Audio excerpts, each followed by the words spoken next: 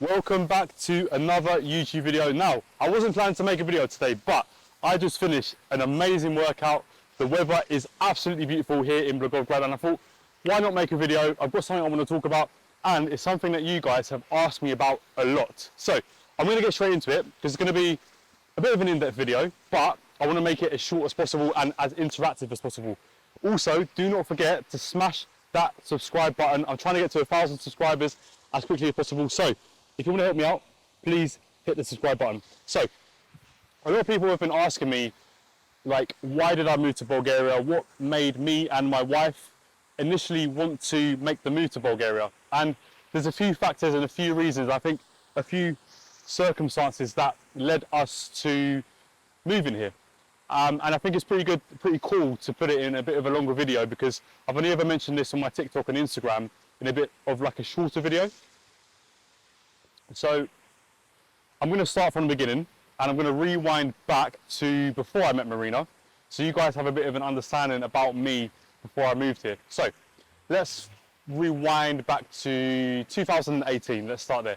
So 2018, I was an ambitious guy in the UK. I didn't know what I wanted to do with my life except from business. I always knew that I wanted to do business. Now, at that time, I thought personal training was going to be my thing. I thought I was going to be a personal trainer and work in a gym. That was kind of my thought process. But my good friend Cameron wanted to start a business as well. He was living in Essex. I had briefly moved from Essex to Oxford. So we was in two completely separate places. So we got speaking, we started speaking about business. He was into sports as well. I then came back to Essex, and we basically saw a shop, an empty shop unit to rent. And we looked at the unit, it was below a gym, and we thought this would be the perfect place to have a sports nutrition health shop. At the time in the UK, the only kind of retailer was a place called Holland & Barrett, which you guys may have heard of. Holland & Barrett is like a sports nutrition shop, so they do like health products, supplements, pre-workouts, those sort of products. So we thought there's a market for an independent kind of retail shop. So we inquired. At the time, we didn't have money, we didn't have experience. So we ended up getting a private loan from his, sorry, it's down Friday. We ended up getting a private loan from his mum. We kind of put our business plan together, put our proposal together, said sort of what we needed to make it happen. And she was fortunate where she could help us financially to make this, put this dream alive. So 2018, we opened our first shop in Chelmsford, Essex. It was called PNG, and this was like amazing. You know, people really started to talk about it, and it became like nationwide. We had a website. We also expanded to the second busiest shopping mall or shopping centre, we call it in the UK, called Westfield. So we opened there. We had the website. We had the shop, and then basically, sorry, I'm getting ahead of myself. 2019, before we expanded, is when I met Marina in the business. She came in the shop, she was actually a customer, and something just clicked with her. And that was, what, 2019, so nearly 6 years ago now, we first met. And eventually, she actually ended up leaving her job to come and work at Westfield, where we had expanded. So we spent a lot of time together as both partners and working together, and it actually works very well. A lot of people say you can't work with your partners, but it actually works very, very well. So fast forward, I basically rebranded because Cameron had other things going on with another business. So he sold the business to me, the full business. I rebranded to Lissah, which was then the same business, but under a new name. I then sold that business in 2023. Obviously, all this time, myself and Marina were together. We had an apartment in Chelmsford. Life was going very well. But after I sold the business, I was kind of a bit lost, because bear in mind, I had put 5 years of blood, sweat and tears into this business. And after that, I kind of felt like, what's next? I didn't really plan for it. Like the sale, the reason I sold the business was because, wasps, damn it. The reason I sold the business was because like it consumed a lot of my life, and it was affecting like my personal life. It was, I wouldn't say it was affecting my relationship, but it did have an impact. And it was at the point where the business was at its most valuable, because the pandemic hit, COVID, we got over that. We then rebuilt after the pandemic, and the business was at its most valuable. I spoke to an advisor to decide whether to get like sell shares or to sell the business, because I wanted to expand essentially. I had some offers to get a partner to expand the business, but it was at the point an advisor said to me, look, this is probably going to be the peak of the business in terms of value if you want to sell it as an individual business. So I took his advice on board, had a quick sale in the business, sold the business for a good sum of money for my hard work, and the business was then taken online. It was sold to a private buyer, so it wasn't like a big business. It was a private buyer who wanted to start selling online, start selling on Amazon and eBay and that sort of stuff. But they took the customer base, they took the inventory, etc., and kind of rebranded to their own thing. So it was after that we came on holiday to Bulgaria quite a lot, and every time I was here in Bulgaria, I felt like life was different. Life was slower. Life was like living. I wasn't just existing. Now in the UK, forget money, but just pace of life. You're just existing. Now in Bulgaria, I feel like there's a better quality of life. People are more sociable. People are a bit slower. Even the way like shops and people operate, it's a lot slower. So long story short, eventually it got to end of 2023, I would say, or midway through 2023, we started speaking about potentially how life would look moving to Bulgaria. Now bear in mind, Marina had moved from Bulgaria to the UK aged 19. Now at age, at the time, she was what, 27. The thought of moving back, I think for her at first was quite intimidating and quite scary, because she had left Bulgaria to move to the UK, made a life for herself in the UK.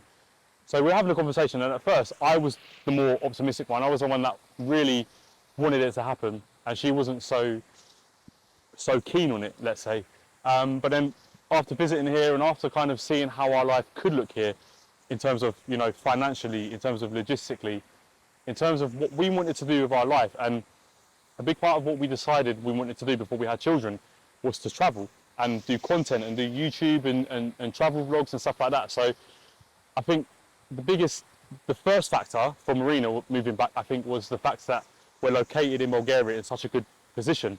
You know, Romania, Turkey, Greece, Macedonia, Serbia, like Albania, there's so many countries surrounding Bulgaria, and obviously it's mainland Europe. So to be able to get from Bulgaria to other places is a lot easier.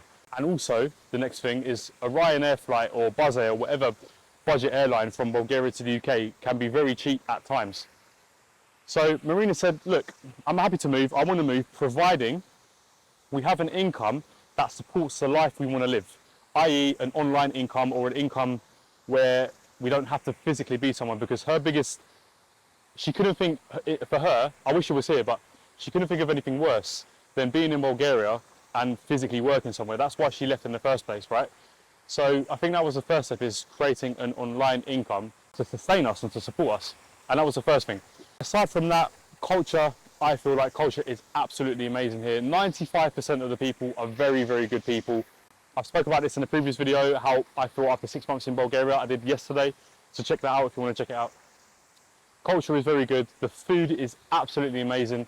The climate, like the majority of the time, look at the sky right now, man.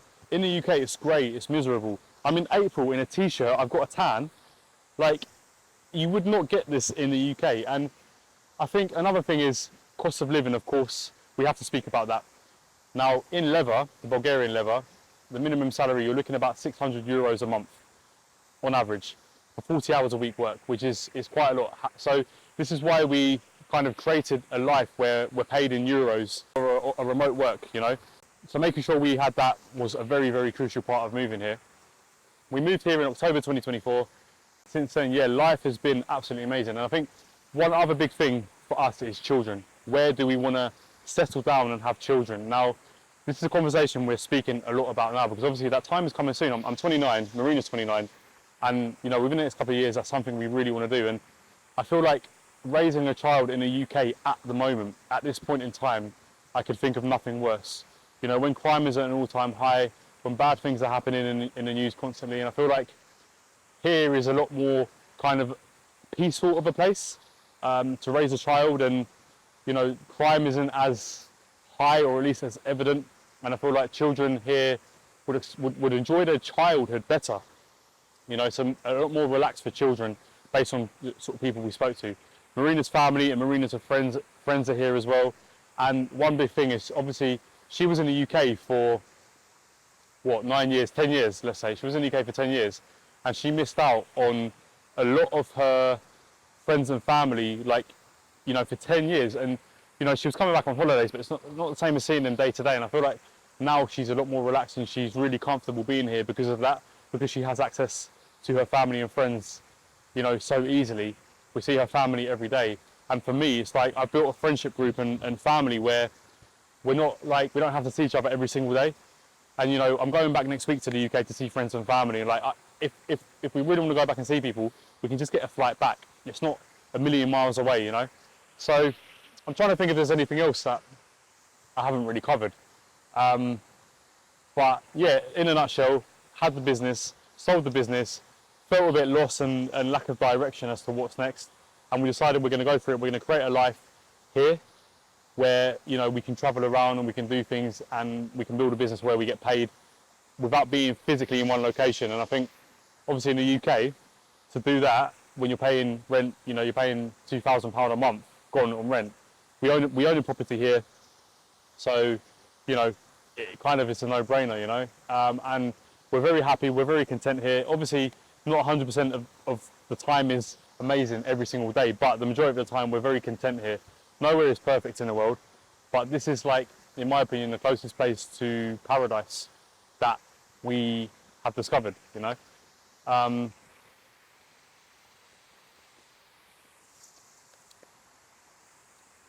And I think the biggest thing and the biggest factor for me personally is how I feel day to day. In the UK, I feel very, I can't even think of the word, but very chaotic, I think, way of life in the UK. And I think the UK is good if you're chasing money.